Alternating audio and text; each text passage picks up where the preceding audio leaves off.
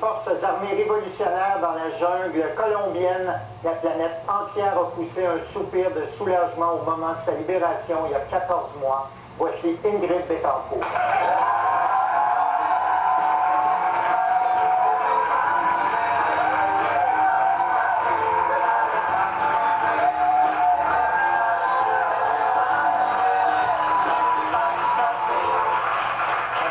Bienvenue à Tout le monde en parle.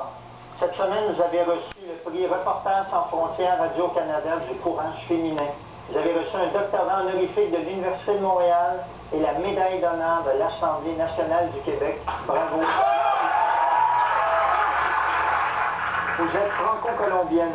Vous étiez sénatrice en Colombie et vous avez été prise en otage le 23 février 2002 alors que vous étiez candidate aux élections présidentielles colombiennes.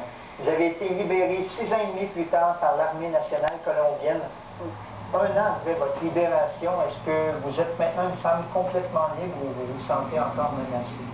Non, je ne me sens pas menacée, mais je suis en état d'alerte, je crois, c'est surtout ça, pour ne pas perdre d'autres libertés qui me paraissent fondamentales. Je suis consciente que beaucoup de personnes voulaient que j'adopte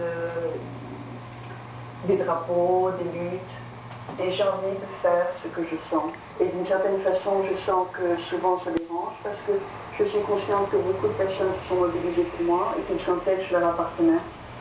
Et voilà. Mais j'en profite pour dire merci. Parce que si je suis là, c'est la conjonction de beaucoup d'efforts, de beaucoup de prières, de beaucoup de cœurs, et ici en particulier, dans ce Canada francophone, j'ai eu beaucoup d'amis qui, sans me connaître, ont été avec moi pendant toutes ces années. Ils se sont mobilisés, ils ont formé des comités.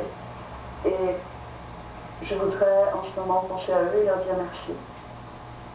Parce que je leur dois aussi le fait d'être vivantes d'abord et vivre ensuite. Enfin, je vous remercie.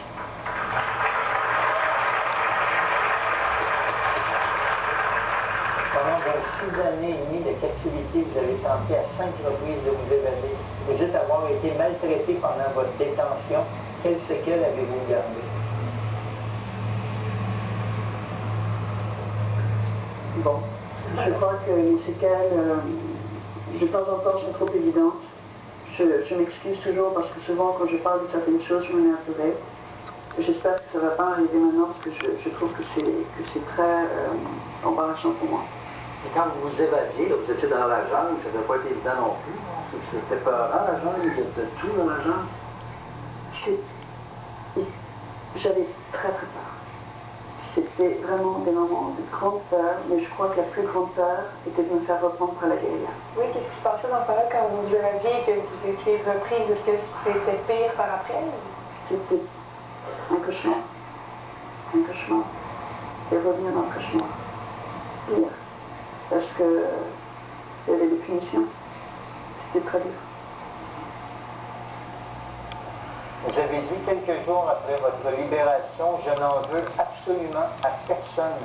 Vous avez même pardonné à vos geôliers qui vous ont durement maltraité. Oui. Pourquoi? Ouais. Parce que c'est la liberté. On ne peut pas être libre vraiment si on continue à avoir des espèces de chaînes qui vous rattachent au passé avec votre rancœur, une sorte de vengeance. Il faut tout laisser partir. Jésus disait qu'il fallait aimer ses ennemis. Et j'ai souvent lu ça dans la Bible, dans la jungle, et j'avais tellement de haine en moi que je me disais, c'est pas possible d'aimer ces gens-là. Comment peut-il demander ça? Et maintenant, je comprends que c'est possible.